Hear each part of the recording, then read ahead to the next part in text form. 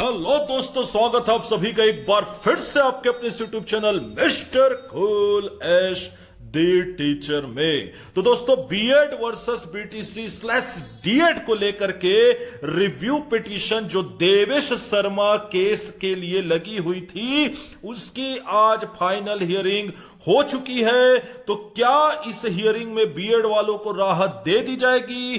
फैसला बहुत जल्द आ सकता है दोस्तों। किन मुद्दों पर हुई चर्चा, हियरिंग लाइव क्यों नहीं हुई, सभी चीजों के बारे में जानेंगे निष्पक्ष एवं सटीक विश्लेषण के साथ। मैं आपके सामने हो चुका हूं हाजिर। अगर आप है चैनल पर नए तो चैनल को कर लीजिएगा सब्सक्राइब और बेल आइकन जरूर दबा दीजिएगा।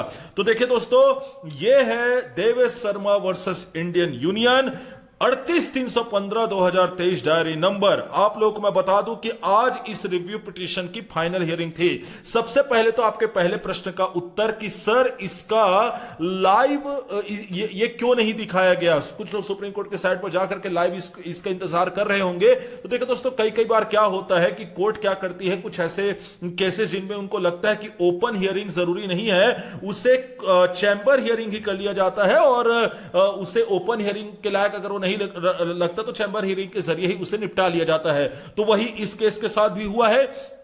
चैंबर हियरिंग ही इसकी हो गई है, ओपन हियरिंग इसका नहीं किया गया, इसलिए ये लाइव नहीं आ पाया।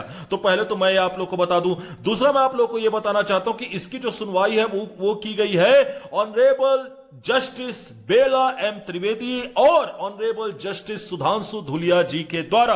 अब मैटर क्या था दोस्तों? मैटर यह था कि आप लोगों को पता है कि 11 अगस्त के फैसले में क्या किया गया था। बीटीसी डीएड वालों को प्राथमिक के लिए एलिजिबल नहीं माना गया था और उन्हें प्राथमिक विद्यालय में भर्ती की रेस में कर दिया गया था बाहर।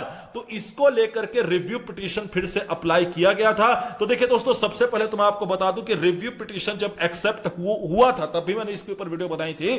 तो रिव्यू पिटीशन का एक्सेप्ट होना ही अपने आप में एक बहुत बड़ी जीत थी, क्योंकि रिव्यू पिटीशन एक्सेप्ट कर लिया गया था, यही बहुत बड़ी बात थी। अब इस रिव्यू पिटीशन का आज फाइनल हियरिंग हो चुका है। तो सबसे पहले तो मैं आप लोग को यह बता दूं कि दो मुद्दों के ऊपर पिटिशनर की तरफ से इसमें चर्चा की गई है। सबसे पहले तो उन्होंने बोला है कि यह है फॉल्ट ऑफ एनसीटी। इन्होंने बोला कि अगर एनसीटी जो है वो अध्यादेश के जरिए गाइडलाइन जारी करके बीएड वालों को प्राथमिक में शामिल नहीं करता, तो बीएड वाले क्यों ही प्राथमिक में शामिल होते। और कई सारे ऐसे लोग हैं जिन्होंने बीएड इसीलिए किया कि भाई उनके लिए अपॉर्चुनिटीज के रास्ते जो है वो ज्यादा खुल जाएंगे, क्योंकि अब बीएड वालों को भी प्राथमिक में शामिल कर लिया गया है। तो यहां पर पूरी तरीके से गलती एनसीटी का है, लेकिन इसका जो हर्जाना है वो बीएड अभ्यर्थियों को भुगतना पड़ा, जिसमें उनकी कोई गलती नहीं थी।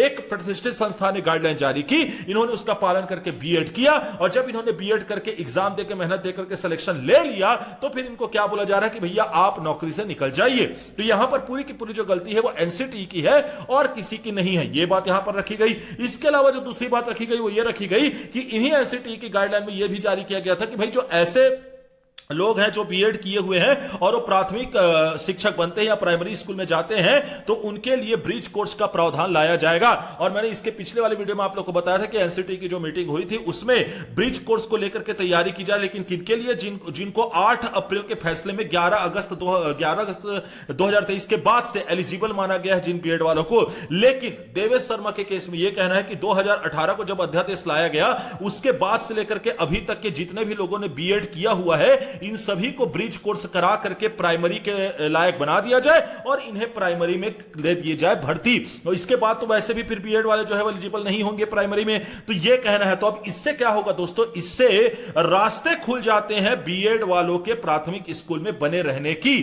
तो यह बातें बहुत इंपॉर्टेंट थी। अब सबसे इंपॉर्टेंट बात कि फैसला कब आने वाले इस रिव्यू पिटीशन में, तो मैं आप लोग को बता दूं कि यहां पर ऑनरेबल जस्टिस के द्वारा कहा गया कि इसके ऊपर अब हम सीधा डिसीजन लेकर के आएंगे। और मोस्ट ऑफ द चांसेस यह है दोस्तों कि डिसीजन जो है वो आज रात तक ही अपलोड हो जाए। और जैसे ही डिसीजन आता है तो आप लोगों को तो पता है कि आपका अपना mister cool Ash the teacher उसके ऊपर तुरंत वीडियो बना देगा और उस ऑर्डर को कर देगा अपने टेलीग्राम चैनल पर अपलोड। तो अगर आप लोग उस चीज को मिस नहीं करना चाहते तो आपको दो काम करने हैं। पहला तो यूट्यूब चैनल को कर लेना है सब्सक्राइब, बेल आइकन दबा देना है और ज्वाइन कर लेना है टेलीग्राम चैनल को। इसके अलावा आप मुझसे अपनी क्वेरी पूछने के लिए इंस्टाग्राम पर भी मुझे फॉलो कर सकते हैं। याद रखिएगा, फॉलो करके मैसेज करेंगे तभी आपका मैसेज रिक्वेस्ट मुझ तक पहुंचेगा। और आपने अगर यहां तक की वीडियो देखी तो जाहिर सी बात है आप मुझ पर ट्रस्ट करते हैं। दैट्स वाई वीडियो को कर दीजिएगा लाइक, चैनल को कर लीजिएगा सब्सक्राइब, वीडियो को कर दीजिएगा ज्यादा से ज्यादा शेयर और बेल आइकन जरूर दबा दीजिएगा ताकि मेरे वीडियो की नोटिफिकेशन सबसे पहले प्राप्त हो आपको।